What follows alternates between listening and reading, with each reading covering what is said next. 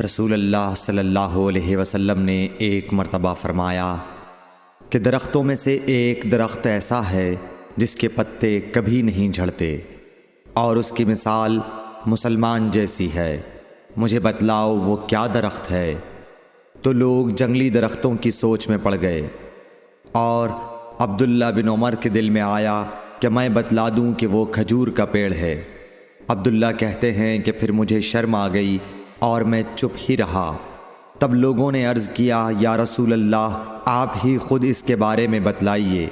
آپ نے فرمایا، وہ کھجور ہے۔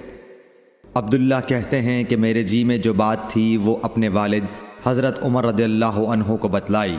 وہ کہنے لگے کہ اگر تو اس وقت کہہ دیتا تو میرے لیے ایسے قیمتی سرمایے سے زیادہ محبوب ہوتا۔ صحیح بخاری حدیث نمبر 131۔ حضرت علی رضی اللہ تعالی عنہ سے روایت ہے کہ میں ایسا شخص تھا جسے جریان مزی کی شکایت تھی، تو میں نے اپنے شاگرد مقداد کو حکم دیا کہ وہ رسول اللہ صلی اللہ علیہ وسلم سے دریافت کریں، تو انہوں نے آپ صلی اللہ علیہ وسلم سے اس بارے میں پوچھا۔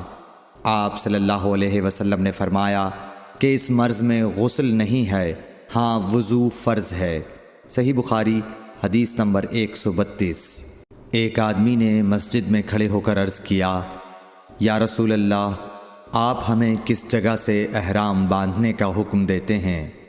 تو رسول اللہ صلی اللہ علیہ وسلم نے فرمایا، مدینے والے ذوالحلیفہ سے احرام باندھیں، اور اہل شام جحفہ سے، اور نجد والے قرن منازل سے۔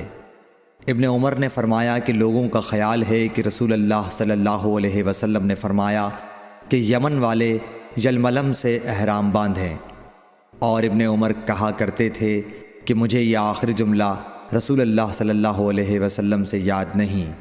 صحیح بخاری حدیث نمبر 133۔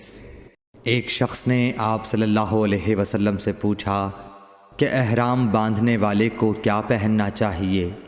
آپ صلی اللہ علیہ وسلم نے فرمایا کہ نہ قمیص پہنے، نہ صافہ باندھے، اور نہ پاجامہ، اور نہ کوئی سرپوش اوڑھے، اور نہ کوئی زعفران اور ورس سے رنگا ہوا کپڑا پہنے، اور اگر جوتے نہ ملیں تو موزے پہن لے، اور انہیں اس طرح کاٹ دے کہ ٹخنوں سے نیچے ہو جائیں۔